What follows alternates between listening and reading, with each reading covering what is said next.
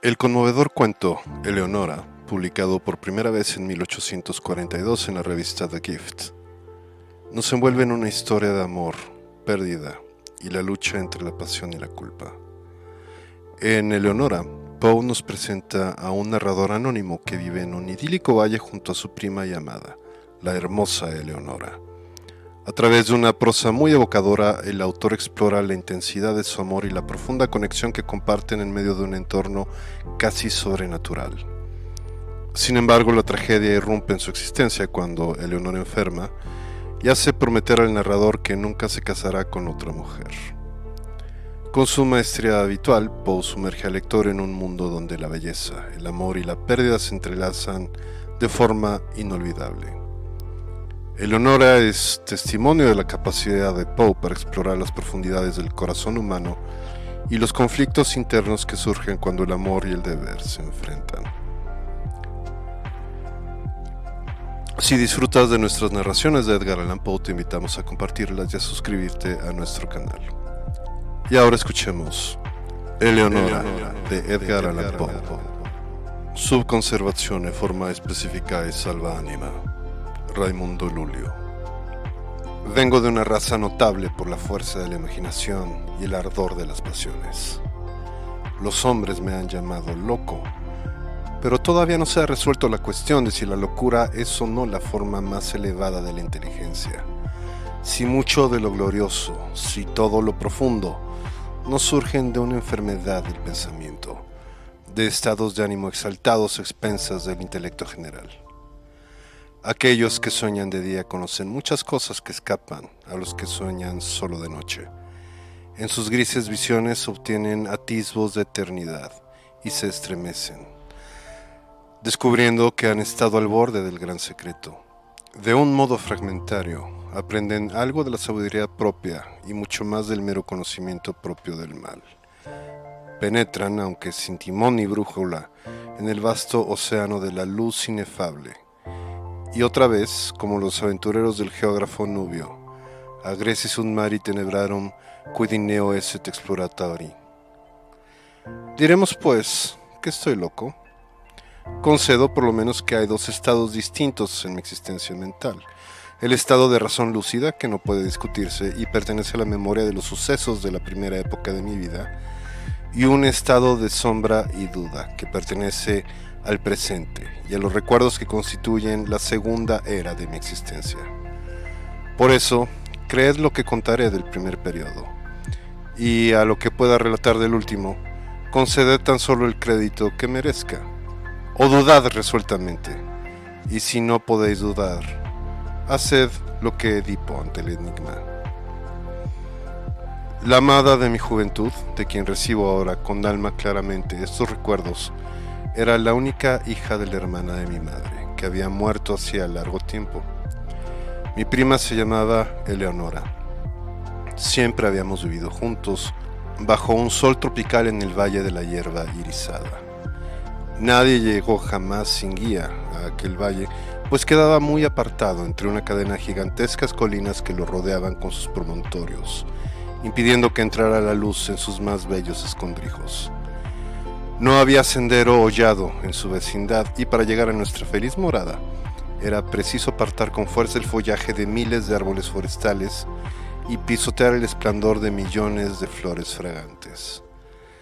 Así era como vivíamos solos, sin saber nada del mundo fuera del valle, yo, mi prima y su madre. Desde las confusas regiones más allá de las montañas, en el extremo más alto de nuestro circundado dominio, se deslizaba un estrecho y profundo río, y no había nada más brillante, salvo los ojos de Eleonora, y serpeando furtivo en su sinuosa carrera pasaba, al fin, a través de una sombría garganta, entre colinas aún más oscuras que aquellas de donde saliera. Lo llamábamos el río del silencio, porque parecía haber una influencia enmudecedora en su corriente.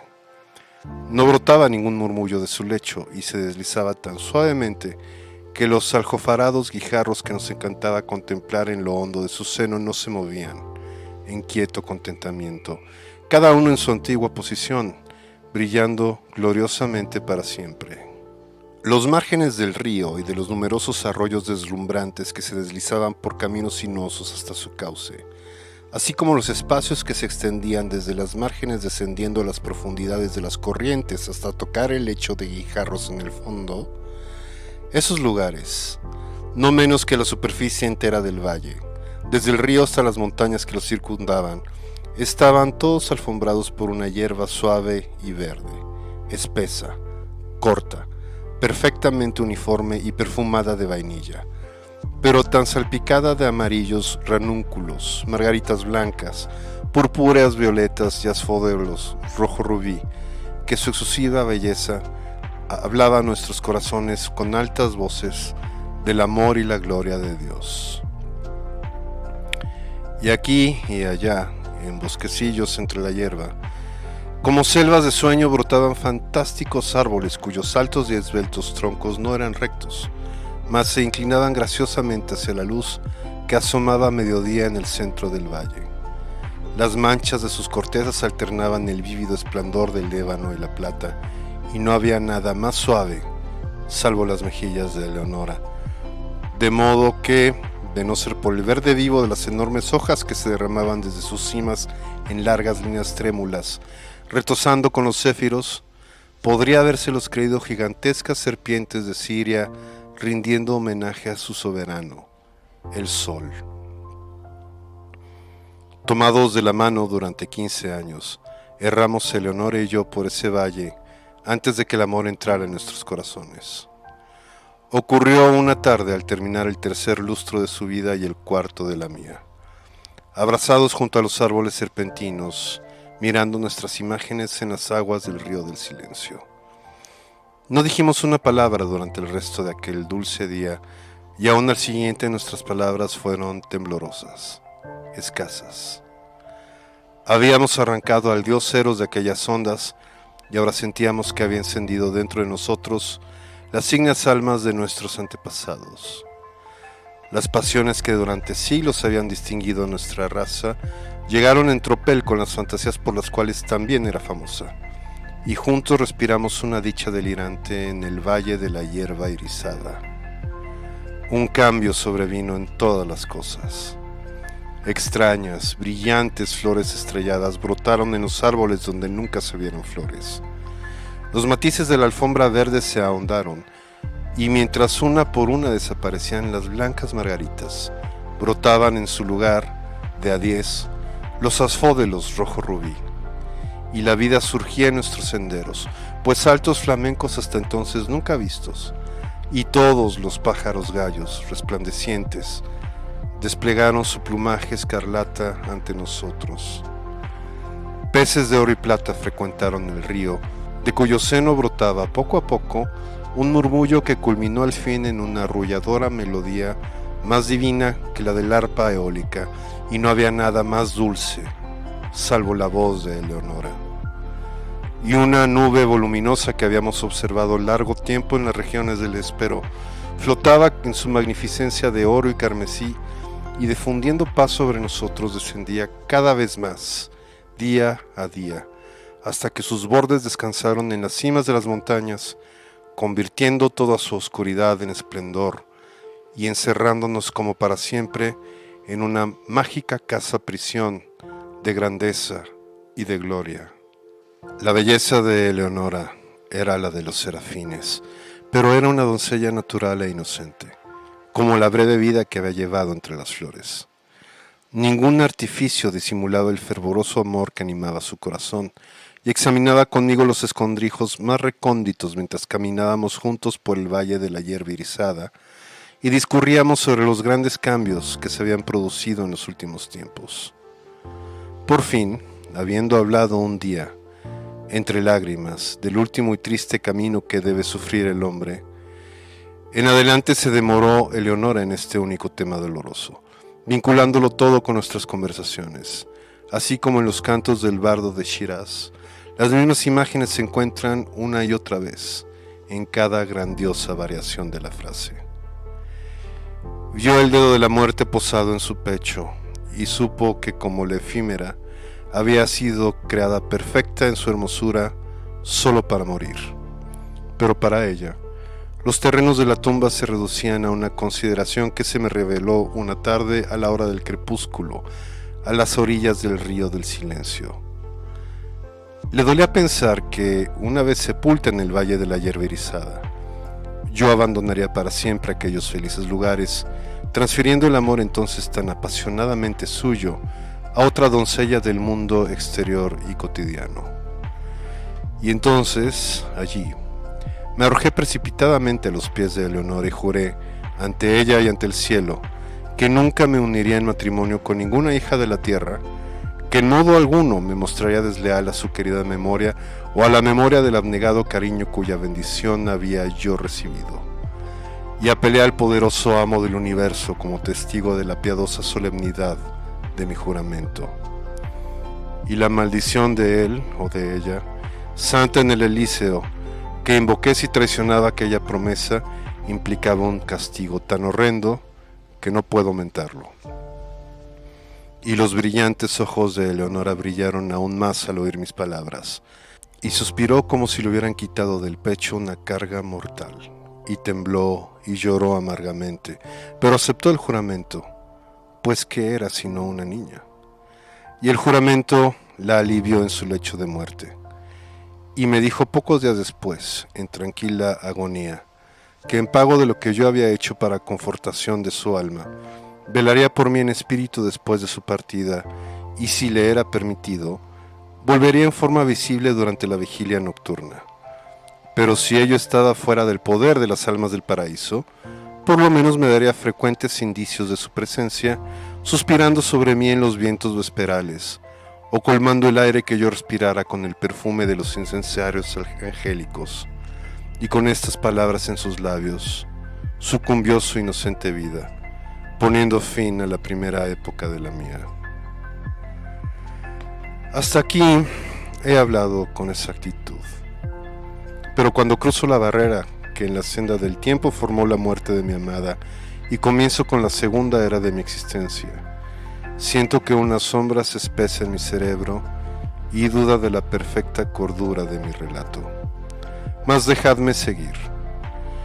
Los años se arrastraban lentos y yo continuaba viviendo en el valle de la hierba erizada, pero un segundo cambio había sobrevenido en todas las cosas.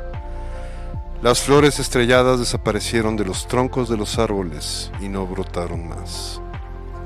Los matices de la alfombra verde se desvanecieron y uno por uno fueron marchitándose los asfódelos rojo rubí, y en lugar de ellos brotaron de a 10 oscuras violetas como ojos, que se retorcían desasosegadas y estaban siempre llenas de rocío, y la vida se retiraba de nuestros senderos, pues el alto flamenco ya no desplegaba su plumaje escarlata ante nosotros, mas voló tristemente del valle a las colinas, con todos los gallos pájaros brillantes que habían llegado en su compañía. Y los peces de oro y plata nadaron a través de la garganta hasta el confín más hondo de su dominio y nunca más adornaron el dulce río. Y la arrulladora melodía, más suave que el arpa eólica y más divina que todo salvo la voz de Eleonora, fue muriendo poco a poco, en murmullos cada vez más sordos, hasta que la corriente tornó al fin a toda la solemnidad de su silencio originario. Y por último, la voluminosa nube se levantó, y abandonando los picos de las montañas a la antigua oscuridad, retornó a las regiones del Éspero, y se llevó sus múltiples resplandores dorados y magníficos del valle de la hierba erizada. Pero las promesas de Eleonora no cayeron en el olvido, pues escuché el balanceo de los incensarios angélicos, y las olas de un perfume sagrado flotaban siempre en el valle. Y en las horas solitarias, cuando mi corazón latía pesadamente, los vientos que bañaban mi frente me llegaban cargados de suaves suspiros y murmullos confusos llenaban a menudo el aire nocturno. Y una vez, pero solo una vez, me despertó de un sueño como el sueño de la muerte, la presión de unos labios espirituales sobre los míos. Pero aún así rehusaba llenarse el vacío de mi corazón. Ansiaba el amor que antes lo colmara hasta derramarse. Al fin el valle me dolía por los recuerdos de Eleonora y lo abandoné para siempre, en busca de las vanidades y los turbulentos triunfos del mundo. Me encontré en una extraña ciudad, donde todas las cosas podían haber servido para borrar del recuerdo los dulces sueños que tanto duraran en el valle de la hierba erizada. El fasto y la pompa de una corte soberbia y el loco estrépito de las armas y la radiante belleza de la mujer extraviaron e intoxicaron mi mente. Pero aún entonces mi alma fue fiel a su juramento y las indicaciones de la presencia de Eleonora todavía me llegaban en las silenciosas horas de la noche. De pronto cesaron estas manifestaciones y el mundo se oscureció ante mis ojos y quedé aterrado entre los abrasadores pensamientos que me poseyeron, ante las terribles tentaciones que me acasaron, pues llegó de alguna lejanísima tierra desconocida, a la alegre corte del rey a quien yo servía, una doncella ante cuya belleza mi corazón desleal se doblegó enseguida, a cuyos pies me incliné sin una lucha, con la más ardiente, con la más abyecta adoración amorosa. ¿Qué era en verdad mi pasión por la jovencita del valle en comparación con el ardor y el delirio y el arrebatado éxtasis de adoración con que vertía toda mi alma en lágrimas a los pies de la etérea Ermengarda? Ah, brillante serafín Ermengarda, y sabiéndolo, no me quedaba lugar para ninguna otra. Ah, divino ángel Ermengarda, y al mirar en las profundidades de sus ojos, donde me demoraba el recuerdo, solo pensé en ellos y en ella. Me casé, no temí la maldición que había invocado, y su amargura no me visitó. Y una vez, pero solo una vez en el silencio de la noche, llegaron a través de la celosía de los suaves suspiros que me habían abandonado y adoptaron la voz dulce, familiar, para decir: duerme en paz, pues el espíritu del amor reina y gobierna, y abriendo tu apasionado corazón, Ermengarda, estás libre, por razones que conocerás en el cielo, de tus juramentos a Eleonora.